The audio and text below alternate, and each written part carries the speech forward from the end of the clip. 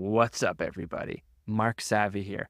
I think it's time we give Black Widow her flowers. Sister, daughter, Avenger, and to some fans, mother.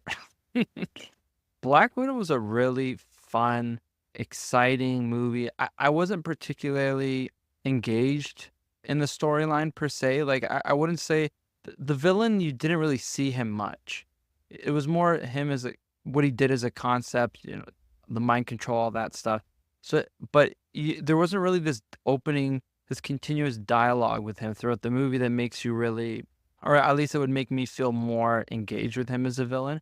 But he was still a terrifying villain, and sometimes that does work. Black Widow's an interesting movie to cover because it came out at a really weird time. People were just getting out of COVID. We weren't sure if the movie going experience was going to ever be the same. The studios weren't even sure if their movies would still make money. I think it came out July 9th, 2021. And the thing that was super interesting about it, I don't think they've done it since, is the movie came out simultaneously on Disney Plus and in theaters, which is why I think it didn't do as well as probably Marvel would have hoped. What's astonishing to me is Black Widow had a budget of $288 million. That's crazy. How does Black Widow have such a big budget? The box office was super underwhelming. It was only $380 million. You could classify that as a bomb by their standards. I don't know. It was post-COVID. One of their first COVID really, I think, screwed up Marvel's plans with their TV universe and their movies. I think a lot of stuff got shuffled around, like the way it was released. Maybe that's what contributed, like it's in the last episode, to the kind of dysfunction we're seeing in their MCU now. But yeah, Black Widow didn't do well. I'm sure the Disney Plus release simultaneously contributed to it. Why would people go to the theaters for, it's $15 a person? Just go watch in your living room with your friends or your bubble at the time, and you'd be fine. I don't know, maybe they should have postponed it. My plan of Marvel waiting 5 years would have been the best because it would have pushed them through the COVID years. It would have given people time to breathe. There's too much Marvel. Marvel put out too much at the worst time. I know Phase 3 had 11 properties, and I think Phase 4 only had 8.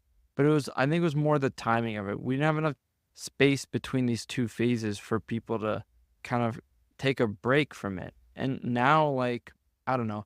After Secret Wars, they really should do a long break. It's what's best for the franchise. Black Widow also introduced the new Black Widow, Yelena. I thought Yelena was so good in this movie. Red Guardian was hilarious. Rachel Weisz's character, her character was great. This whole dysfunctional family they had from Yelena, Natasha, Alexei, who's Red Guardian, Melina, who is Rachel Weisz's character. I have the cast opening up, so that's how I know. They were all really... When was Sebastian Stan and Jeremy... Why are they in the cast? I'm just looking at the cast, and I just got sidetracked because they're not in the movie. I don't know why. Even Tom Hiddleston and Chadwick Boseman are in this. What Black Widow was fighting against in this movie was the mind control that the Red Room was able to create, because she thought she destroyed it in Budapest, which you hear a lot about in the MCU, but she never ended up doing it. The guy survived. He was in the sky the whole time, and he got even more. He got legit mind control of people. Before, I guess she was able to break out of it, but this is chemical mind control. I don't know, they shoot something in your brain, and there's nothing you can do about it until the spray comes in, and that's where Yelena, the new Black Widow, comes in. She gets the spray and she tries to find Natasha. They find each other. They both agree to take down the Red Room. That's the plot of the movie, with the help of their family. Taskmaster was really cool. The only thing with Taskmaster, I think one of the reasons I was disappointed when I originally watched the movie was because I thought she was going to be somebody else. And it was I thought it was a weak reveal, but honestly, it's a pretty dope reveal. This movie had a very strong emotional elements to it. Even though I wasn't connected to the villain, what I did feel drawn to, what interested me, was the emotional stakes that they felt throughout the movie. The beginning, when they play Smells Like Teen Spirit like that was phenomenal. One of the best openings in any Marvel movie. I still listen to that song to get me in the mood for writing when I'm writing a script or working on my novel. It's incredible. It's such a dope song. It's such a dope opening sequence. They're kidnapping girls. They're going through the red room. Like, it's crazy. And when Natasha needs to get out and she ends up killing the daughter and the daughter's being taskmaster, that was crazy. She felt so horrible for what she had to do, but she felt like she needed to get out. It's going back to those emotional stakes. Like, they're so high in this movie.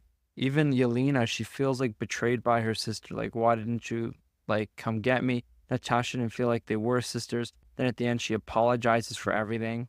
I think Black Widow's got to be one of the best movies for that. It really surprised me. I've been surprised so many times in this rewatch. Holy. Now let's go through the rankings, and I'll see who. I'll find out where Black Widow lands. Sorry if I'm a little off today. I kind of had a panic attack last night. I did not sleep. So Black Widow is better than Captain Marvel. It's better than Iron Man 3.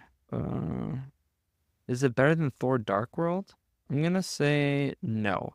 So Black Widow will come in at number 21 on our MCU Power Rankings, ahead of Iron Man 3 and Captain Marvel. Yeah, I really liked it. It had, like I said, those great stakes, but there's just a lot of good movies here. I find that, like, even the worst movies, which are these last few ones, like Iron Man, Dark World, Iron Man again, Captain Marvel, I find even the worst ones I still really enjoyed. But yeah, these are my personal rankings. I enjoyed the other movies ahead of it more, so it's gonna have to come in at number 21. Ooh, you know what's coming up next week? Shang-Chi and the Legend of the Ten Rings. Can't wait to watch it with you. Thanks for listening to another episode of Savvy Geeks. I'm your host, Mark Savvy, and I'll see you next time. Yeah!